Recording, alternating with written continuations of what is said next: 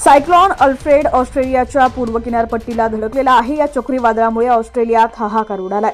लाखो लोकांना या चक्रीवादळाचा तडाखा बसलेला असून अनेक जण जखमी झाले तर एकाचा मृत्यू झालाय। सध्या ऑस्ट्रेलियाच्या पूर्व किनारपट्टीवर तुफान पाऊस सुरू आहे। स्थानिक अधिकाऱ्यांनी दिलेल्या माहितीनुसार या घटनेत अनेक जण जखमी झालेले असून एकाचा मृत्यू झालाय। हे चक्रीवादळ आता उत्तरेकडून पश्चिमेकडे सरकलेला आहे। सध्या या वादळाचा वेग प्रति तास 55 किलोमीटर इतका आहे। या चक्रीवादळामुळे सध्या देशात मुसळधार पाऊस सुरू आहे। मिळालेल्या माहितीनुसार चक्रीवादळामुळे सध्या ऑस्ट्रेलियात जोरदार पाऊस सुरू आहे, त्यामुळे नदी नाल्यांना पूर आलाय। ऑस्ट्रेलियाच्या वेल्स डोरिंगो शहराजवळून वाहणाऱ्या एका नदीमध्ये एक 61 वर्षीय व्यक्ती वाहून गेला होता। त्याची शोध मोहीम सुरू होती, मात्र त्याला वाचवण्यात अपयश आलेलं असून त्याचा मृतदेह आढळून आलाय। दरम्यान या घटनेमध्ये 13 जवान देखील जखमी झालेले आहेत। ऑस्ट्रेलियाच्या पंतप्रधानांनी याबाबत माहिती दिली आहे। त्यांनी दिलेल्या माहितीनुसार सध्या चक्रीवादळामुळे ऑस्ट्रेलियात आपत्कालीन परिस्थिती आहे।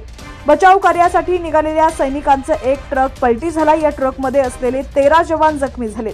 या सैनिकांना तातडीने रुग्णालयात उपचारासाठी दाखल करण्यात आलेलं असून त्यातील काही जवानांची प्रकृती गंभीर आहे।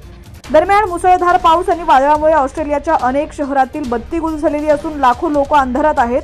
मात्र आता हळूहळू परिस्थिती नियंत्रणात येत असल्याची माहिती समोर आली आहे। दरम्यान दुसरीकडे भारतात देखील पुढील 5 दिवस पावसाचा इशारा देण्यात आला आहे। आयएमडी कडून देण्यात आलेल्या इशाऱ्यानुसार पुढील 5 दिवस हिमाचल प्रदेशमध्ये पावसाची शक्यता आहे। हिमाचल प्रदेशमधील 5 जिल्ह्यांमध्ये हलक्या ते मध्यम स्वरूपाच्या पावसाची शक्यता आयएमडी कडून वर्तवण्यात आली आहे। या पार्श्वभूमीवर सतर्कतेचा इशारा देण्यात आला आहे।